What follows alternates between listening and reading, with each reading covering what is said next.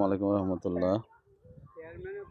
আমাদের কুসুমপুর দক্ষিণ কুসুমপুর মাঝিবাড়ির যে রাস্তা, এই রাস্তার বিগত সরকারের আমলে দুর্বৃত্তরা আমাদের জমি শস্যের ক্ষেত 10 ঘন্টা শস্যের ক্ষেত, প্রায় 20 ফিটের মতো করে এই ভেকু দিয়ে কেটে চড়া করে নিয়ে গেছে।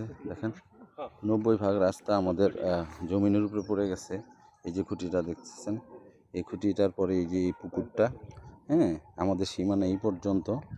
অথচ তারা বিগত সরকারের আমলে জোর করে রাস্তা নির্মাণ করে এবং প্রতিপক্ষ বাধা দিতে গেলে তারা ভেকু দিয়ে গেড়ে ফেলবে বলে তারা হুমকি দেয়। দেখেন এই যে আমাদের মেন যে খালটা, এই খালটা কত চওড়া এই খালটা, এটা দিয়ে আমাদের পানি নিষ্কাশনের প্রধান যে দরজা, কিন্তু এই খালটাকে মাটি খালের মধ্যে নিয়ে খালটা ভরাট করে খালটাকে একটা ড্রেনের চাইতেও ছোট করে দিছে। দেখেন আপনারা, এটাকে এই অবস্থা করেছে। এখন বর্ষার পানি জমে গেলে এখান থেকে পানিটা বের হওয়ার মতো যে একটা নালা, সেটাও নাই। এটা এরকম ছিল, এত বড় খাল ছিল এখানে। যেখানে গড়লে এই যে রাস্তার মাটি, তারা খাল বন্ধ করে এটা রাস্তা নির্মাণ করছে।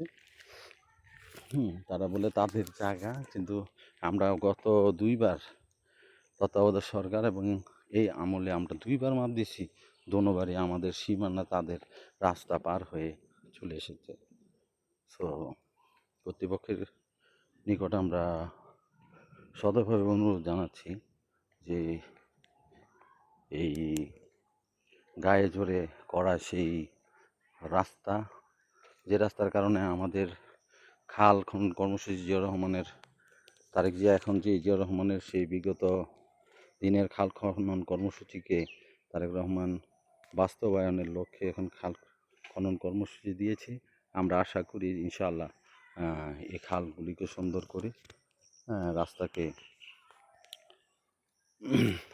যতটুকু হলে তারা যেতে পারে, হয়তো অতটুকু দেওয়া যেতে পারে তাদের জন্য। এই আশা ব্যক্ত করে আমাদের প্রশাসন এবং সাংবাদিকগণের কাছে আমরা আকুল আবেদন জানাই যেন আমাদের খালকে বিগত দিনে যেভাবে ছিল সেভাবে করে দিতে আজ্ঞা হন। আসসালামু আলাইকুম রহমতুল্লাহি ওয়া বারাকাতুহু।